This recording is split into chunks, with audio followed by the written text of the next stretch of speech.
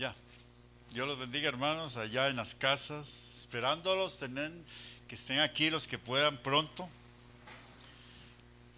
Hoy vamos a estar empezando en el libro de Gálatas, capítulo 3. Gálatas, capítulo 3. Cambiando las circunstancias. Ahora, ¿en qué sentido las vamos a cambiar? En el sentido que tenemos el potencial para hacerlo. Entonces vamos a Gálatas. Es el libro que el apóstol Pablo escribió después de 1 y 2 de Corintios, capítulo 3.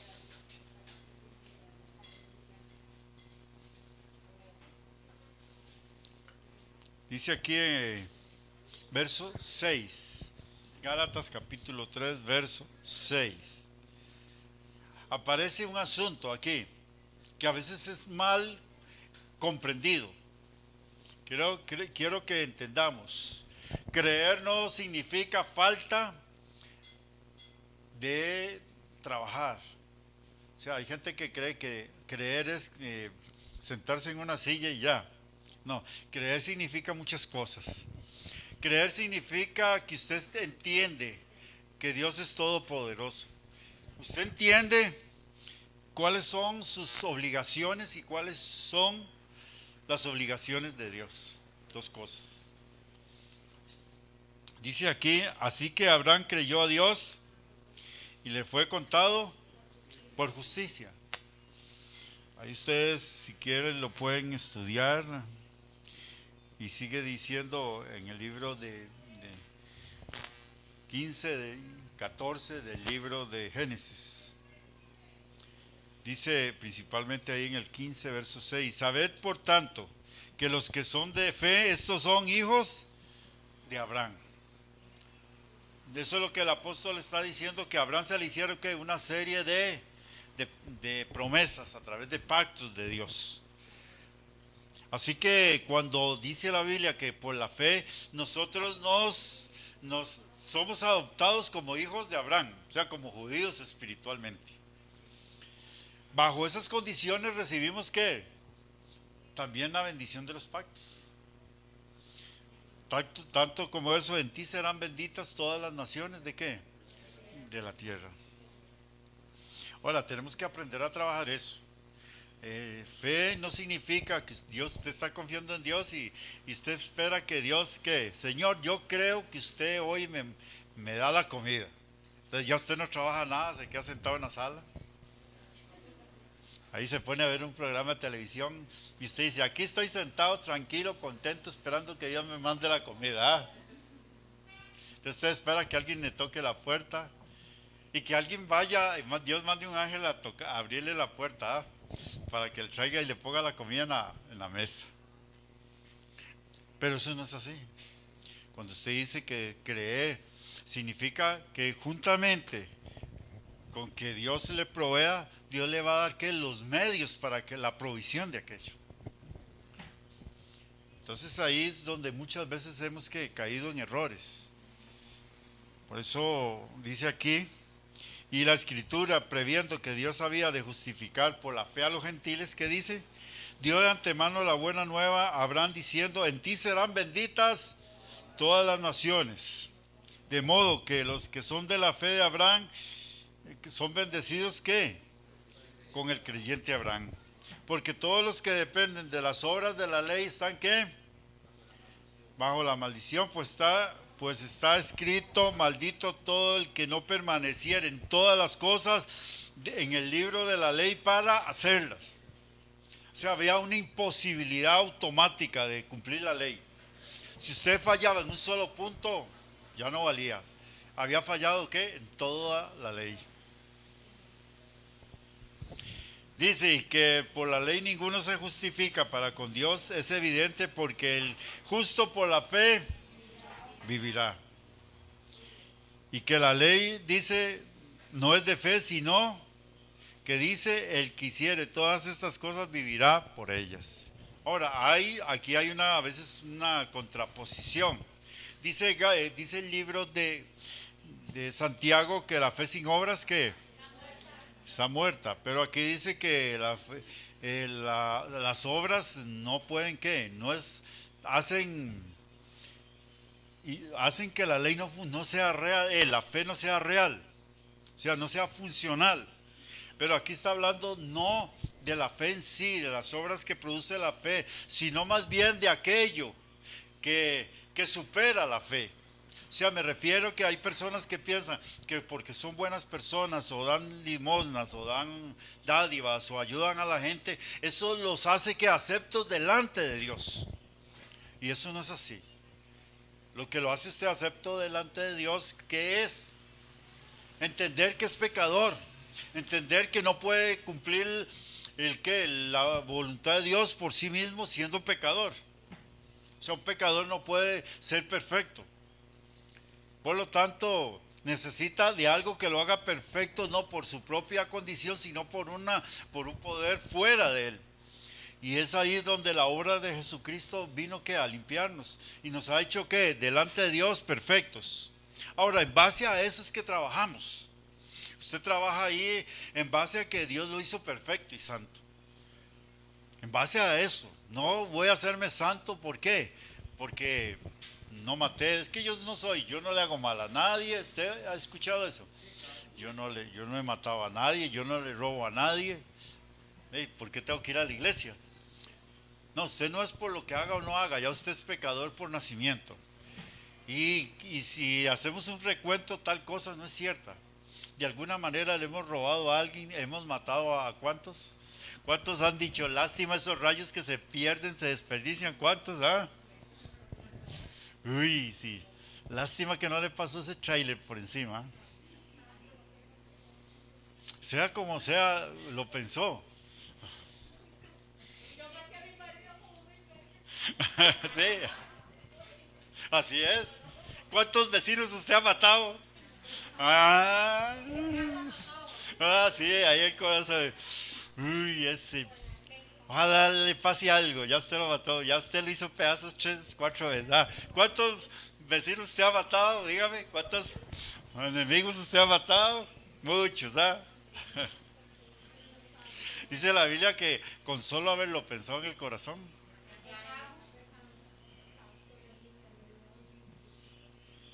Pasó la vecina. Uy, Dios. Ya se fue con la vecina en el corazón.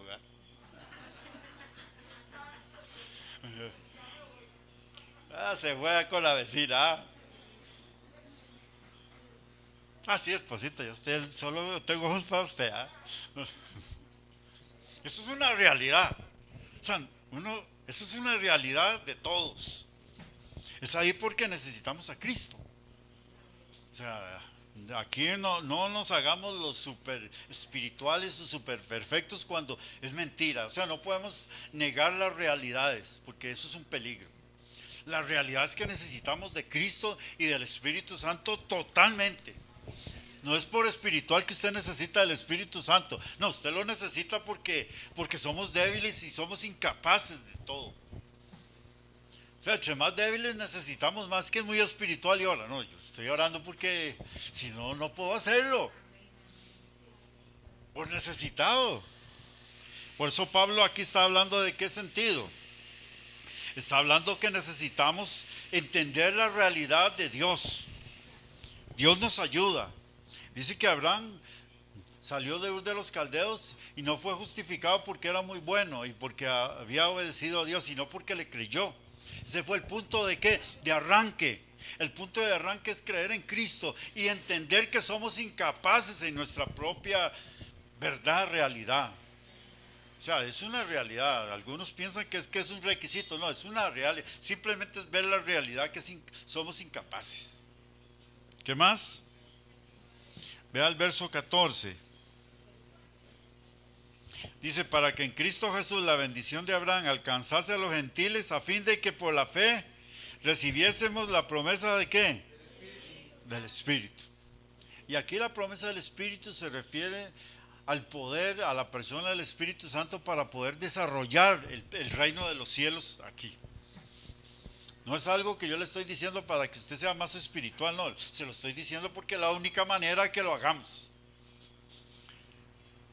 Dice el apóstol en el verso 15, hermanos, hablo en términos que humanos, o sea, haciendo una comparación. Un pacto, aunque sea de hombres, hoy diríamos un contrato que usted firma en un abogado, aunque sea de hombres, dice, una vez ratificado nadie lo invalida ni le añade. Ya el abogado lo autenticó, lo escribió, lo selló, todo. ¿Qué vamos a hacer con eso? Ya no se le puede hacer nada. Ay, llámenos. Si tienen que hacerle algo, tienen que volver otra vez, ¿qué? Anular el primero. ¿Para qué? Para volver a hacer otro pacto. Por eso Pablo eso es lo que nos está diciendo. Ahora bien, a Abraham fueron hechas las promesas. ¿Y a qué? Y a su simiente o hijo o semilla, es lo mismo. No dice y a las simientes o a sus hijos, como si hablase de muchos, sino como de uno. Y a tu simiente o a tu hijo descendiente, el cual es Cristo. O sea, ustedes tienen que entender esa realidad. Hoy tenemos usted sabe que tenemos las promesas, tenemos la seguridad que Dios está a favor de nosotros, tenemos la seguridad que en Cristo la bendición está allí, pero esta bendición hay que desarrollarla, que es el punto, tenemos que llegar. ¿Cómo desarrollar la bendición? Hay un montón de cosas que pensar, y esa bendición se desarrolla entendiendo que hay una solución. Si hay maldiciones en nuestra vida que no nos permiten avanzar, y no solamente maldiciones espirituales, sino que también hemos recibido maldiciones que hereditarias, mentales. A usted se le enseñó que era pobre. Indirectamente se nos enseñó que era qué. Como decía ahí un hombre ahí que ha hecho dinero, Kiyosaki, dice, mi papá me enseñaba que ¿acaso el dinero crece en los árboles? Bueno, para los que siembran madera sí. Y bastante, porque pagan bien ahora por la madera. Ahora, el asunto es este. Cierto que no nace en los árboles, pero eso era una excusa para decir que estábamos sumamente limitados en lograr las cosas. Ahora, como cristianos hemos caído, y yo lo he visto vez tras vez, que el cristiano espera que Dios haga lo que Él tiene que hacer. Y por eso a veces más los cristianos sufren de mayor pobreza que los que no son cristianos. Porque los que no son cristianos usan las leyes espirituales y ellos se esfuerzan por lograrlas. Y nosotros nos sentamos esperando que las cosas sucedan. Sí, y hubo un tiempo para maná, pero después del tiempo del maná desapareció y había que entrar a la tierra prometida a sembrar y a trabajar. Hay un tiempo para todo. Entonces usted hoy tiene que meditar y orar y pensar, ¿cómo hago este negocio? Algunos ya aquí estamos pensando en negocios y simplemente hay que pensar cómo hacerlos. No es tan sencillo, hay que pensarlo, hay que desarrollarlos. Como cristiano, si usted, ¿qué hace? Usted dice, bueno, yo quiero una casa, pero ya lleva 20 años de cristiano y sigue esperando una casa. Eso significa que hay un problema ahí. Y ha sido un problema de todos. ¿Cómo lo logro? Si hago un préstamo al banco es sumamente complicado. Y si lo hago, voy a pasar la mitad de mi vida pagando. Bueno, a veces si se empezó temprano está bien, a los 20 años ya lo pagó. Ya tiene casa. Pero a veces no es, ni el inicio puede hacer uno porque una prima y esto y lo otro. No se puede. Un carro, ¿qué hago? Todo eso uno piensa, ¿cómo lo logro? ¿Cómo lograr? Te pongo un negocio, ¿qué voy a desarrollar en ese negocio? Y lógicamente al principio hay que desarrollar las mejores recetas porque no puedo tener el mejor equipo porque no tengo el dinero. Entonces todo una planificación donde el Señor nos da la sabiduría. Si hoy somos parte de la bendición de Abraham, Dios hará que se nos multipliquen las cosas. ¿Qué significa? Que usted tiene que entender que para lograr las mejores cosas espiritualmente, tiene que aprender a ser fiel con Dios. Sea fiel con Dios. Porque la primera parte para lograr las cosas, como dice aquí, es ser fiel con Dios. Abraham fue fiel con Dios en todo aspecto. Cuando Dios le pidió a su hijo, se lo iba a dar. Dice el libro de los Hebreos que en sentido figurado, comparativo, dice lo volvió a recibir. Cuando él iba a clavar el cuchillo sobre aquel niño, ¿qué pasó? Dios dijo, no lo hagas. Significa eso que hay que ser fiel primeramente. Segundo, hay que aprender que si tengo la promesa, tengo los derechos de ¿qué? De reclamar lo que es mío. Reclamar en base a qué, como dice la palabra, si hago algo conforme a la voluntad de Dios, Él nos oye. O sea, no pretenda que Dios avale proyectos, ideas que vayan en contra de lo que Él ha dicho. Usted ora, usted siente que quiere hacer algo. Usted lo pone en las manos del Señor y comienza a pedir la guianza. Porque hay gente que lo que oran, como hablábamos el miércoles, no es la idea de que Dios conceda, sino que es la idea de que Dios haga lo que usted quiere. Puede que aquello no sea lo mejor del mundo. Puede que aquel negocio no sea, aquella experiencia, aquel negocio, aquel proyecto que usted tiene no sea el mejor, pero pida guianza, pero también camine haciendo algo. Caminando, dicen ahí algunos, a Dios rogando. No está en la Biblia, pero hay equivalentes. Significa actuar, orar y actuar. A Moisés se le dijo, ¿por qué oras? Ya habían orado muchos si pasaban o no pasaban, cómo iban a pasar el mar rojo. Pero Dios dijo, camina mañana al amanecer y van a pasar ya. O sea, significa que la promesa de Dios siempre está allí, hay que luchar por ella. Por eso dice aquí que un pacto, una vez que ratificado, no se le agrega ni se le quita. ¿Qué Dios ha ratificado para con nosotros? Dice ahí, volvamos a unos versos anteriores, ahí en el capítulo 3. Dice el verso 13, Cristo nos redimió de la maldición de la ley hecho por nosotros, porque está escrito, maldito todo el que es colgado en un madero. Eso está en Deuteronomio 21, 23. Maldito todo el que es colgado en un madero. O sea, ya Cristo tomó nuestra maldición. O sea, en base a eso usted va a trabajar. Usted va a deshacer las obras del diablo. No siga, uno como cristiano retiene. ¿Qué? Hoy Satanás legalmente perdió el reino. Legalmente. Pero aún él retiene las cosas. ¿Qué tenemos que hacer? Es romper aquellas maldiciones. Si usted no puede hacer algo, Dios le da la sabiduría de hacer buenas empanadas. Si usted hace buenas empanadas, va a tener buena clientela. Y usted parece algo simple, ¿verdad? Pero ahí está. Si buscamos buenas recetas, Señor, danos la sabiduría, danos la inteligencia. Y si no tengo una freidora, les hago un sartén. Significa que Dios me puede dar sabiduría para hacer ¿qué? Cosas. Si no tengo, hablo esto porque en estos tiempos hay mucha escasez de trabajo. Entonces tenemos que cambiar todas las cosas. Y no solo cambiarlas, sino también perfeccionar otras para que el mercado nos alcance a nosotros. Si usted es un buen trabajador, ¿qué significa? Si usted hace buena ropa, la gente lo va a buscar. Y si hace remiendos de esos terribles, nadie lo va a buscar.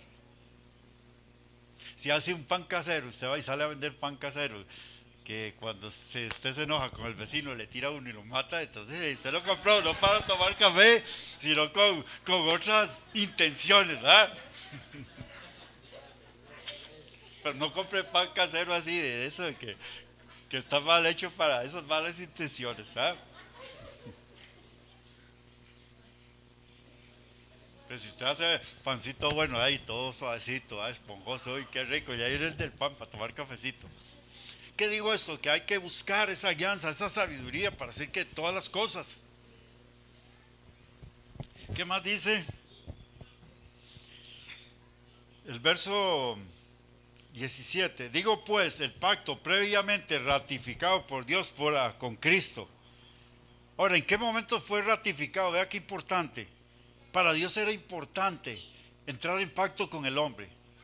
¿Qué es lo que usted debe interesarse? Aquí el más interesado en que usted esté bien no es usted sino Dios. ¿Por qué lo digo? Porque antes de eso usted quería matarse, quería droga, quería licor, quería sexo ilícito, quería pecado, quería borracheras y haciendo el ridículo por todo lado y gastando dineros y pasando hambre en las familias y destruyendo todo. Eso es lo que usted buscaba y eso es lo que le gustaba. Pero Dios tenía otro interés en usted y lo buscó. Por eso dice que el pacto previamente ratificado por Dios, ¿para con quién? No para con Abraham, sino para con Cristo. Abraham recibió la bendición del pacto, pero el pacto fue ratificado con Cristo. ¿En qué tiempo? Cuando Dios le dijo a Abraham, Abraham, en tus simientes serán benditas todas las naciones de la tierra. El pacto no era con Abraham porque Abraham estaba en incapacidad de cumplir ese pacto. El pacto, el único que podía cumplirlo para que la bendición llegara a usted y a mí era Cristo. Dios hizo pactos que no fue ni con Abraham, ni fue con Israel, ni fue con David. Dios hizo un pacto con David y le dijo lo mismo. Dice aquella noche, hizo Dios un pacto con David y le dijo, un hijo tuyo se sentará en el trono para siempre. Y no era Salomón, porque Salomón no fue el mejor hombre del mundo. El que se sentará en el trono de David para gobernar Israel para siempre es Cristo. La tierra, el que cumplió la salvación, el nuevo pacto, ¿quién lo cumple? Y lo recibimos nosotros, es Cristo. Al derramar la sangre dice que confirma el pacto. Cuando Dios le dijo a Abraham, en tu simiente, en tu hijo, en el Mesías serán benditas todas las naciones. ¿En quién? En Cristo. Pero Abraham introdujo la bendición a nosotros al creer. Así que ustedes ahí en sus casas deben entender que hoy Jesús ha hecho la introducción del pacto que Dios hizo con Abraham. Hay bendiciones, claro que sí, hay que luchar. Y ahora voy a exponerle en el libro de Apocalipsis a qué me refiero con que legalmente Satanás ya fue quitado. Jesús dijo, el príncipe de este mundo es echado fuera. Ya ha sido juzgado, ya ha sido echado fuera. Legalmente lo es. Lo que nos permite que tomar posesión a nosotros de las cosas. Por eso dice aquí, esto pues digo, vea el verso 17, el pacto previamente ratificado por Dios para con Cristo, la ley que vino 430 años después, porque así fue, los hijos de Jacob fueron a Egipto, estuvieron 400 años allá, y a Jacob Dios le dijo, en tus simientes serán benditas todas las naciones de la tierra. 430 años después de que salieron de Egipto y vino la ley mosaica, ya había sido ratificado el pacto, el nuevo pacto, porque era la bendición de Dios para usted y para mí. La ley que vino 430 años después no lo abroga para invalidar ¿qué? La promesa. Porque la herencia, dice, porque si la herencia es por la ley, ya no es por la promesa, pero Dios la concedió a Abraham mediante la promesa. O sea que en Cristo Jesús ya somos benditos. Tenemos que tomar esa realidad y hoy vamos a trabajar en base a eso. No se quede sentado, porque mientras usted no ponga en práctica lo que ha recibido, es muy difícil que logre ¿qué? Algo. Aquí más adelante vamos al capítulo 4 del libro de Gálatas. Gálatas capítulo 4. ¿Qué dice? Y aquí es uno de los puntos que tenemos que ir aprendiendo, por eso estamos aprendiendo. Creo que muchos desean tener su buena casa, sí, claro, pero hay que trabajar por eso. Aunque no hayan posibilidades, porque aquí no estamos hablando de que usted tenga o no tenga posibilidades. Si usted las tuviera, no tendríamos que aplicar esto. Gálatas capítulo 4, verso 1 hasta el 7, vamos a estar tocando eso. Gálatas capítulo 4, verso 1 al 7. Si usted es inactivo, tiene problemas. Pero también digo esto, dice el apóstol, entre tanto que el heredero, ¿quién es el heredero aquí? Todos. Usted y yo somos los herederos. Pero si no sabemos usar la herencia, ¿de qué vale? Es como si no la tuviésemos. Entre tanto que el heredero es niño. Aquí está hablando de un heredero que es un bebé. Si tenía 4 o 5 años y le toca una herencia de 600 millones de dólares y muchas compañías y empresas, ese niño está en incapacidad. O sea, él necesita personas que le ayuden a madurar y desarrollarse. ¿Qué? ¿En qué campo? En ese campo. Él se tiene que desarrollar en el campo de la administración para saber qué desarrollar la herencia. Por eso el apóstol dice aquí, sino que está bajo ¿qué? Tutores, o sea, maestros que lo capacitan para que con el tiempo él sepa cómo organizar y desarrollar la herencia o la empresa que tiene. Sino que está bajo tutores y curadores, hay médicos que lo estén cuidando, hasta el tiempo señalado por el padre. O sea, que aquel tiempo el padre dice, ya este niño está en capacidad. O sea, noten que desde ya tenía un propósito aquel niño. ¿Cuál era el propósito? De ser heredero de algo grande. ¿Cuál es el propósito de nosotros desde que nacimos en Cristo? Recibir una herencia grande. Esa es la capacitación que estamos recibiendo. Por eso este niño no sabía, no había trabajado por aquella herencia. Usted y yo no hemos trabajado por la herencia que tenemos, la trabajó Cristo hace 2000 años. Ya Cristo trabajó esa herencia, Él la ganó y la está guardando para que nosotros la desarrollemos. Por eso el apóstol dice, bueno, si tenemos una herencia, somos herederos, necesitamos personas que nos capaciten. ¿Para qué? Para saber usar esa herencia. Yo he notado muchas personas que han recibido herencias, pero como ellos no fueron capacitados para seguir la herencia, por diferentes razones no la recibieron, el pensamiento de ellos era gastarlo en deleites y placeres. En pocos años aquellas riquezas se fueron. ¿Por qué? Porque no habían sido capacitados. Así que también nosotros, cuando éramos ¿qué? Estábamos en esclavitud bajo los rudimentos de ¿qué? Del mundo, de los sistemas del pecado. Aquí está Pablo hablando de lo que es el pecador y la persona que está en Cristo. Pero cuando vino el cumplimiento del tiempo, ¿cuál tiempo? El cumplimiento de que se pusiera en marcha ya la herencia. En ti serán benditas todas las naciones, pero en este momento dice el apóstol que entraba ¿qué? El proceso de que la herencia entrara ¿qué? En función. Pero cuando vino el cumplimiento del tiempo, Dios envió a su hijo, nacido de mujer, o sea, de María, y nacido bajo la ley mosaica. Todavía estaba en pie. Para que redimiese a los que estaban bajo la ley, a fin de que recibiésemos la adopción de hijos. ¿Qué significa ser adoptados hijos de Dios? Significa todo. Significa que la herencia es ahora parte nuestra. En el momento que fuimos adoptados, también los derechos de adopción pasaron a nosotros.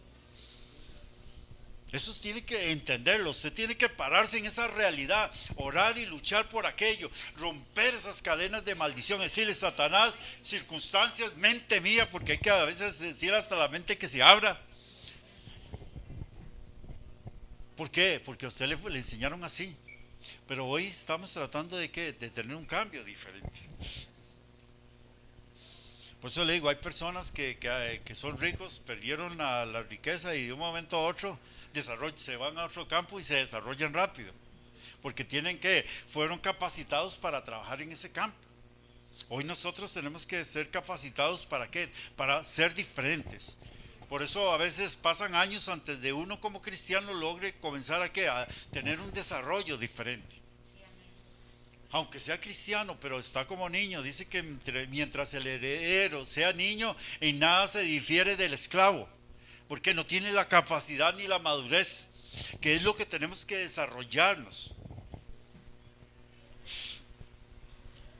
Por eso dice aquí la Biblia, para que redimiese a los que estaban bajo la ley, a fin de que recibiésemos la adopción de ¿qué? De hijos. Usted hoy reclama su posición. Nadie le puede decir que no. Un hijo, una vez que él va a ser heredero, ya lo pusieron ahí en el ¿cómo se llama? En el documento. el testamento, ya usted va a recibirla en el momento en que se estableció que se le va a dar. Lo importante aquí es que ya la tenemos. Ahora, lo más importante, una vez recibida, ¿qué es? Entender cómo vamos a usar esa herencia. Dice, y por cuanto sois hijos, vea qué importante. Dios envió a nuestros corazones, a vuestros corazones, el Espíritu de su Hijo, el cual clama. Por eso Jesús dentro de nosotros nos hace sentir que la realidad de ser hijos. Una cosa es que en el papel sea que usted diga que es hijo de Dios, y otra realidad es que en el día, en las actividades diarias, en el diario vivir, usted sienta la realidad que usted es hijo de Dios. No que es huérfano. Así que ya no eres ¿qué? Quítese la idea de esclavo. Eso puede tomar varias connotaciones en nuestro tiempo presente. Así que no eres esclavo, sino hijo. Y si hijo, también heredero de Dios por medio. Noten, no solo es hijo. Porque puede que uno sea hijo de un papá pobre que lo que le deja son cuentas, deudas. Otros recibieron herencias malas de drogas, licor, borracheras, pobreza, miseria, adulterios, fornicaciones. Pero hoy somos ¿qué? De otro padre. Cámbiese la idea. Hoy usted tiene que entender, cuando usted vea, usted sale, haga como Abraham, salga afuera, vea ese universo tan gigante, infinito, y diga, si ese es mi Padre, ese es el que está conmigo, y el Espíritu Santo que lo hizo está conmigo, yo soy otro. Cambie. Significa que no es que sea fácil las cosas. No estoy diciendo que sean fáciles. No. Lo que estoy diciendo es que son posibles. Y si son posibles, yo voy a trabajar por lo que es posible para mí.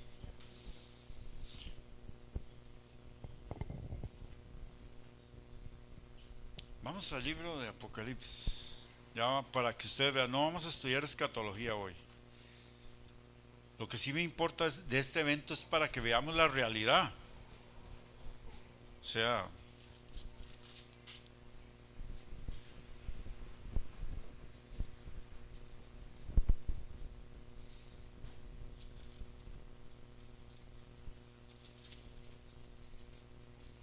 capítulo 12.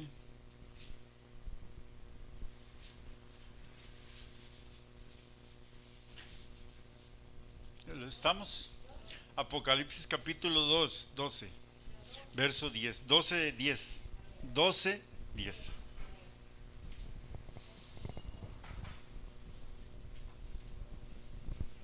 Hay cosas que si usted no la puede hacer de una manera, la hace de otra. Como aquello que decíamos de un hombre que tenía la boca muy chiquitita, muy pequeñita. Entonces, como no podía decir 11 porque tenía que abrir mucho la boca, entonces decía 1, 1. Es 11, Hágalo de alguna manera, pero hágalo, ahorita, sí.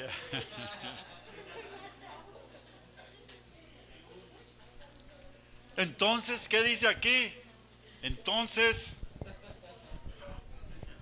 dice, oí una gran voz en el cielo que decía, ahora ha venido, primeramente, ¿qué? La salvación, el poder y el reino de nuestro Dios. 3 características del reino de los cielos. Y aquí, a diferencia de hoy, que es personal, que cada uno está desarrollándolo, en este verso está hablando de un evento futuro donde se está hablando de la colocación física ya del reino de los cielos. Eso dijo anteriormente, el reino de los cielos vendrá así sin anuncio. No dirán helo aquí o helo allá, porque el reino de Dios está entre vosotros. Pero en este momento, el reino de los cielos se convierte ¿qué? En físico, total sobre toda la tierra. Cuando digo físico es que en todo aspecto el reino de los cielos toma control. Y sigue diciendo aquí, dice, porque ha sido lanzado fuera el acusador de nuestros, el que nos acusaba delante de nuestro Dios día y noche. Aquí no está hablando del tiempo presente, aquí está hablando del tiempo de la gran tribulación. Son tiempos muy diferentes. Así que en este campo nosotros que tenemos que luchar, tenemos que batallar con aquellas cosas. ¿Por qué? ¿En qué sentido? Veamos en el verso 7. Después hubo una gran batalla en el cielo. Aquí esta batalla no es pasada, ya que el evento que se está hablando aquí es un evento futuro.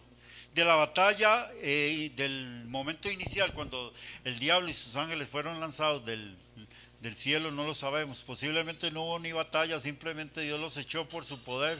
Estaban en su terreno, simplemente los echó fuera, estaba en su casa. Aquí, ¿por qué había batalla? Había una batalla porque no estaban en el cielo, estaban aquí en la tierra y Satanás tenía cierto dominio sobre la tierra. Había que batallar para echarlo. Allá en el cielo no, Satanás y los ángeles los echaron fuera nada más, estaban en el lugar que ajeno. Esto es una batalla que se va a dar en el futuro. Dice, una gran batalla en el cielo, Miguel y sus ángeles luchaban contra el dragón. Varias veces en Daniel se habla que Miguel es el ángel que está a favor de los hijos de Israel. Y aquí estaba luchando principalmente contra quién, porque el anticristo y sus ángeles y sus demonios estaban tratando de destruir totalmente a lo que quedaba del pueblo de Israel, lo que Pablo le llama el remanente. Entonces Miguel estaba luchando a favor de ellos para salvarlos, como lo dice el Daniel capítulo 12. Y sus ángeles luchaban contra el dragón, o sea el diablo, y luchaban el dragón y sus ángeles. Pero no, ni se halló ya lugar en ellos. ¿Y qué? Aquí el cielo no es la morada del Dios Todopoderoso. Aquí se refiere que la batalla se estaba dando en los aires de la tierra. ¿Con qué propósito se estaba dando esta batalla? A la mitad de la semana 70. Yo sé que tal vez no todos entiendan este término, pero algunos sí, pero lo que sí quiero que entiendan es esto. Alrededor de la tierra están rodeados de ángeles y demonios. Jesús le dice al diablo que él es el príncipe de la potestad del aire. En los aires de donde él que domina. ¿Qué más dice? Y fue lanzado, el verso 9. El dragón, la serpiente antigua que se llama Diablo y Satanás, el cual engaña al mundo entero, fue arrojado ¿qué? A la tierra significa al suelo, perdió los aires y sus ángeles fueron arrojados con él. Ahora, aquí no hay tiempo, no puedo ponerme a explicar la palabra tierra. La palabra tierra, por lo menos fuera del idioma español, es muy variada. Y los traductores tradujeron aquí tierra, se pudo haber traducido, fueron lanzados al suelo, lo mismo. Eso es todo. Por eso a veces tomamos la palabra tierra y entonces interpretamos así: el cielo es donde estaba el diablo, allá en el cielo morando con Dios, lo echaron fuera y lo tiraron aquí a la tierra. No sabemos por qué él llegó aquí, pero no creo que Dios lo haya lanzado a la tierra. Primero porque no era propiedad de Satanás. Era propiedad de Dios siendo administrada por Adán. Dios llegó por sus propios medios a este lugar. Eso sería la interpretación si los términos que usamos los tomamos en forma que este es un evento pasado. Y esto no es un evento pasado, es un evento futuro. Ahora, ¿por qué digo que el diablo va a ser quitado de los aires? Por una razón. Porque Jesús hace 2000 años lo venció. Y Jesús dijo, el príncipe de este mundo ha sido ¿qué? Desechado, ha sido vencido. Jesús lo quitó espiritualmente, legalmente. Hace 2000 años Satanás ya no tiene los derechos de la tierra. ¿Quién los tiene? Los derechos de la tierra los tiene Jesucristo. Por eso Miguel ahora pudo lo echó fuera sabiendo que los derechos no eran de Satanás sino de Cristo. Por eso usted hoy, entendiendo que los derechos suyos no son de Satanás como los era antes, sino que los derechos suyos son de Cristo. Y usted tiene que reclamarlos a favor de usted. Y el diablo se tiene que ir fuera.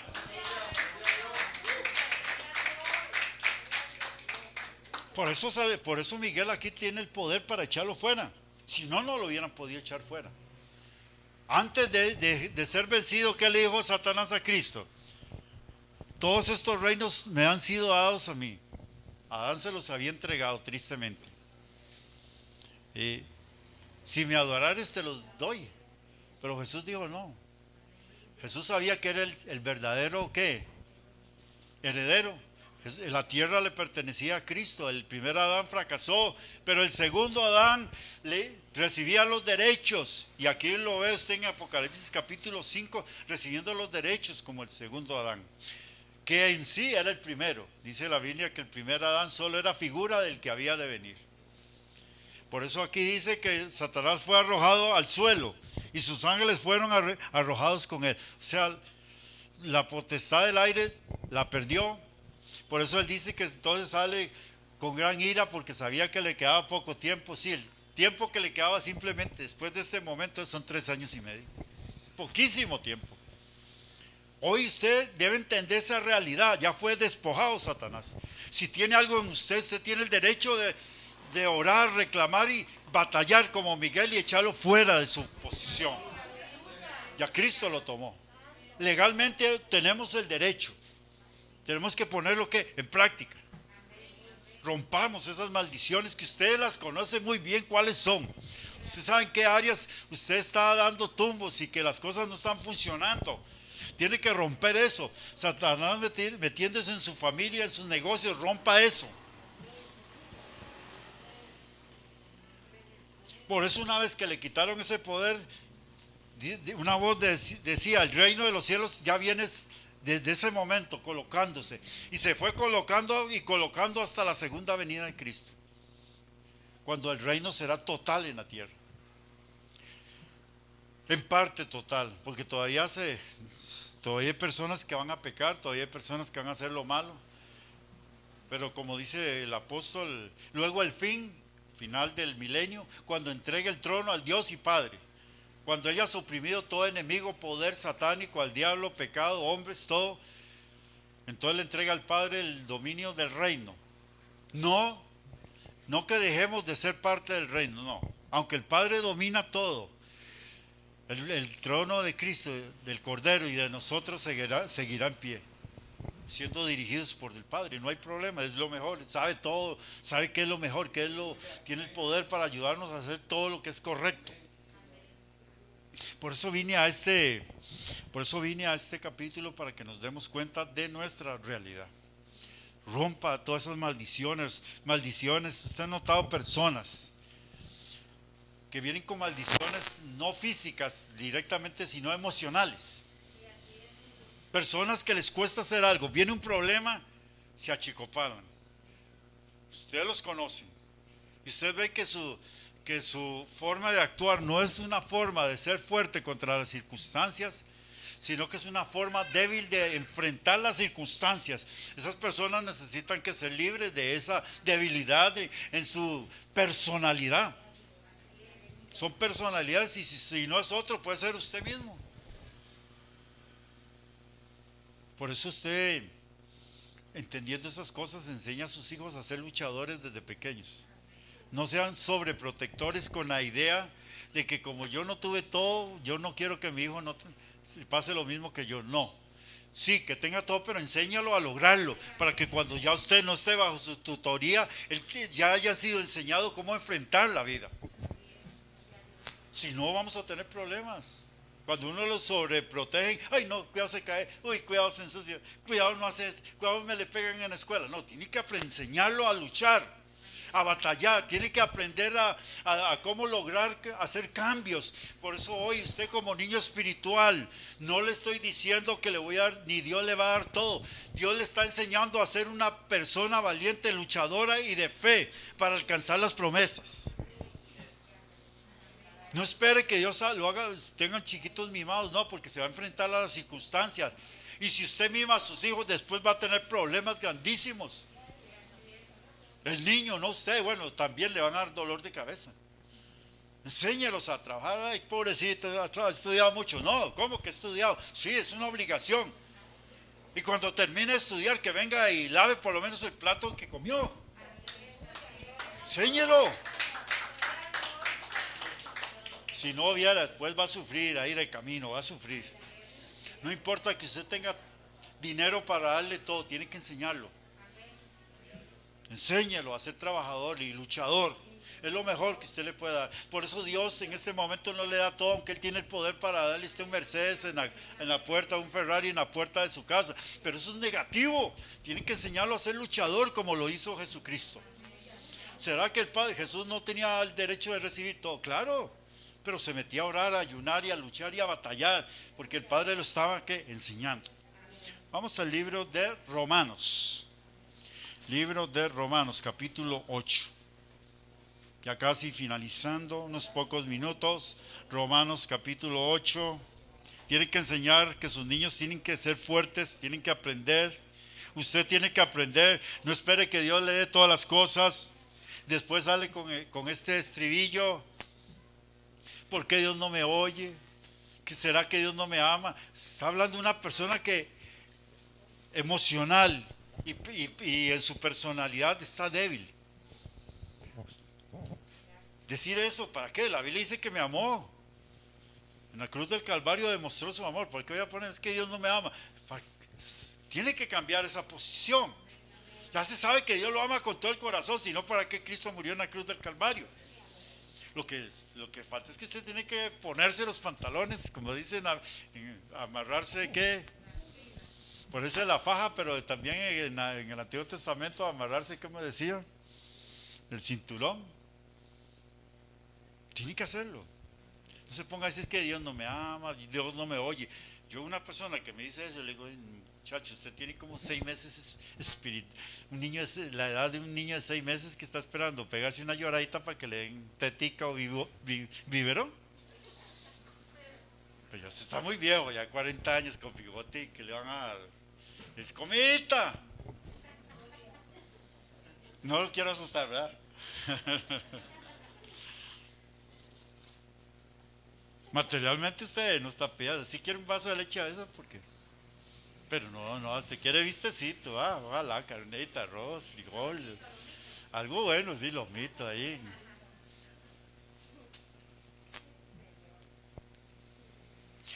Verso 18. Romanos 8, 18. Estamos aquí. No salga con esas cosas. No, Dios no me ama, Dios se olvidó de mí, todas esas, así como con lástima. No, eso es una víctima. Aquí Dios no quiere víctimas, nada de eso. Dios quiere algo bueno, fuerte, fuerte. Sí, Dios lo va a hacer guerrero, Dios lo va a hacer. No, ¿será que no le quiere? No, Dios quiere darle más de lo que usted ha pedido. Dice el verso 15, pues no habéis recibido el espíritu de la esclavitud. Porque el esclavo solo piensa en ¿qué? En que cada día le den una ración de comida. Eso es todo lo que piensa el esclavo. Romanos 8, 15. Pues no habéis recibido el espíritu de esclavitud para estar otra vez ¿en qué? Sino que habéis recibido el espíritu de adopción. Que usted se dé cuenta que es hijo de Dios, que tiene derecho. Pero si usted tiene derecho, tiene que batallar por aquello, tiene que aprender. Sino que habéis recibido el espíritu de adopción en el verso 15, capítulo 8. El espíritu mismo da testimonio a nuestro espíritu de que somos hijos de Dios. ¿Será que el Espíritu Santo no sabe que usted está en un problema? Es todopoderoso. Eso no le cuesta, pero el Espíritu no vino a dar esas cosas. Él quiere desarrollarlo, a entender que usted hoy que ya no es un niño, sino que es merecedor a una herencia y que tiene que ser enseñado ¿para qué? Para administrar esa herencia. El Espíritu mismo da testimonio a nuestro espíritu de que somos hijos de Dios. Y si hijos, también que herederos de Dios y coherederos con Cristo. Cristo, el Padre le dio la herencia a Cristo y cuando Cristo nos adoptó, tenemos esa herencia que Cristo recibió. ¿Qué más dice? Dice con Cristo, si es que padecemos juntamente con Él, para que juntamente con Él seamos glorificados. Padecer, ¿a qué significa? Que seamos formados, madurados, como Cristo lo fue. Pues tengo por cierto que las aflicciones, noten esto, del tiempo presente no son comparables con la gloria venidera que en nosotros ha de manifestarse. O sea, no estaba pidiendo que las cosas fueran fáciles o que no vinieran problemas. Lo que él estaba dando a entender es que tuviésemos la suficiente madurez para comprender que lo que tenemos en la mano es más grande y más poderoso que lo que podamos sufrir o pasar. Porque el anhelo ardiente de la creación, noten aquí, dice, es el aguardar la manifestación ¿de quién? De los hijos de Dios.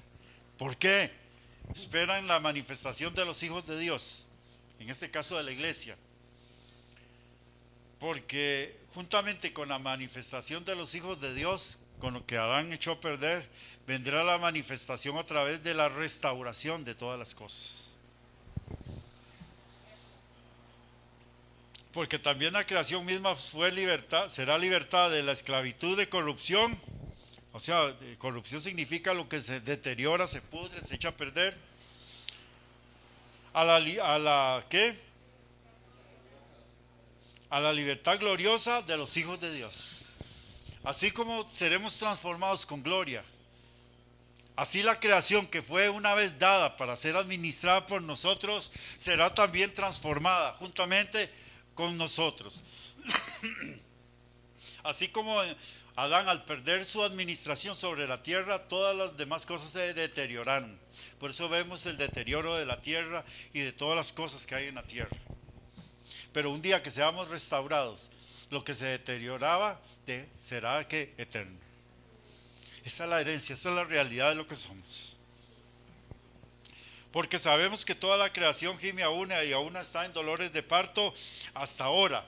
Y no solo ella, sino también nosotros mismos tenemos las primicias del Espíritu. Nosotros también gemimos dentro de nosotros mismos esperando la adopción.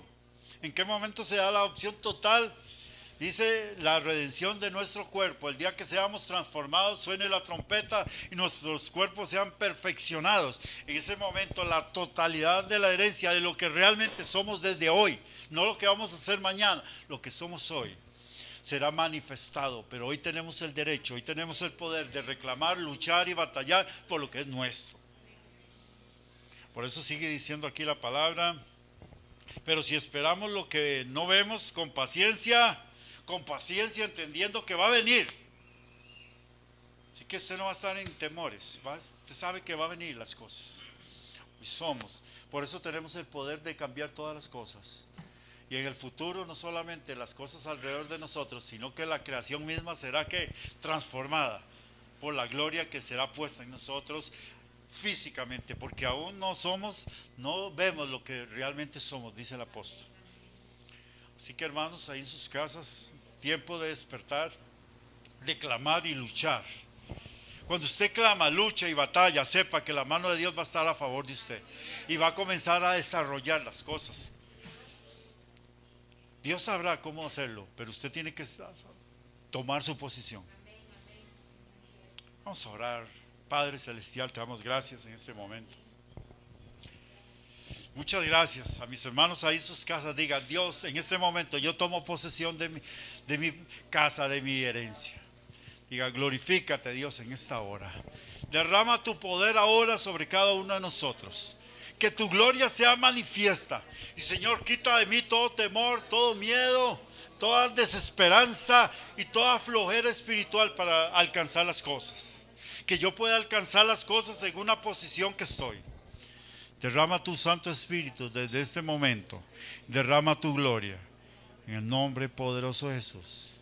Derrámate con fuego sobre mi vida. Derrámate con gloria. Porque yo voy a tomar y voy a desarrollar lo que realmente tengo dentro de mí. La herencia que me fue dada. Porque en ti, en nacimiento de Abraham, seríamos benditos todos. Y hoy yo soy bendito. Yo soy parte de esas naciones. En el nombre poderoso.